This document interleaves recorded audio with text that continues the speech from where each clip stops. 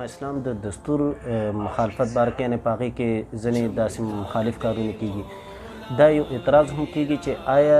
په جماعت کې دننه پاتې شي انسان د هغې خاتمه وکړي یا بهر اوسېدل لازمي دي او مثال دا ورکول شي لکه په مسلمانانو کې یو کس څه غلط کار کوي نو بل مسلمان به دا نه دي چې به اسلام پرېږدي او بهر به وځي د اسلام نه او بیا به د هغه مقابله کوي بلکې اسلام کې به دننه پاتې کېږي د هغه مقابله وکړي دا خبره چې موږ هر څومره وضاحت سره وکړو زموږ نه دوباره دا تپوس کېږي چې تاسو بار ولې ووتئ او موږ دا چغې وایو چې موږ بار نه یو وتې نه موږ ته د بار وتو څه پته شته موږ یې بار کړي یو نه خو دا هم ویلی کېږي چې د جماعت لکه خاص کر د جمعیت علماء اسلام نسبت یو علماو طرف ته مذهبي طرف ته رجحان کېږي چې د دې په مقابله کې جماعت جوړول هم د علماو شان مخالف دي نو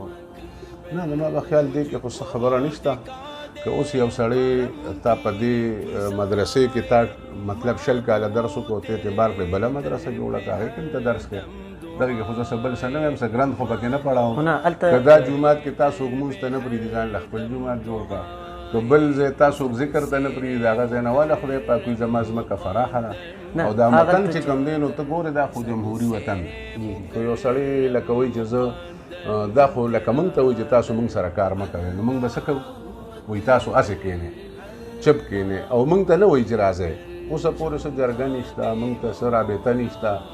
البته چې موږ سره کوم ملګري تصویر وباسي هغه پسې بیا ټول تصویرونه هم کوي او جرګې هم ورپسې کوي چې تاسو دا سړي تنها کړئ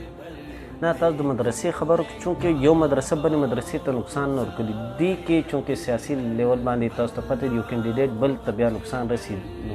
زما په خیال دی کې فایده ده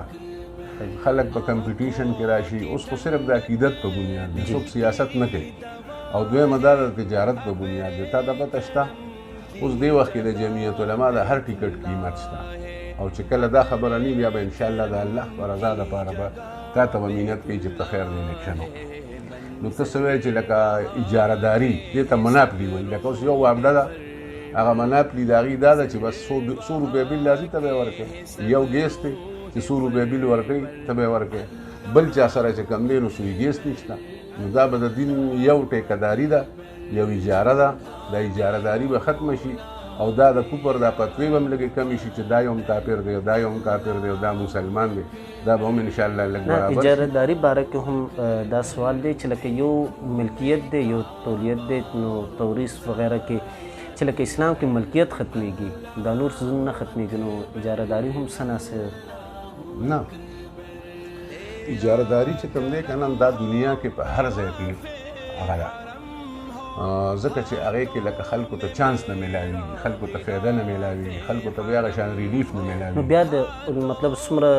موږ فضل الرحمن صاحب باره مطلب د هغې خاندان ته چونکې نن سبا هغې ته مشري او میلاو شوې د اشاره هغې طرف ته میلاویږي د څومره چې علما دي د پاکستان یعنې مشهور علما او قابل اعتماد علما ټول په هغې باندې بیا اعتماد کوي نو آیا دا ټول علما غلط رسي نه نو لکه موږ خو لا اعتماد پیدا کړی نه دی که نه زمونږ خو لکه مطلب د لومبۍ ورځ ده زمونږ لا پلیټفارم هم نشته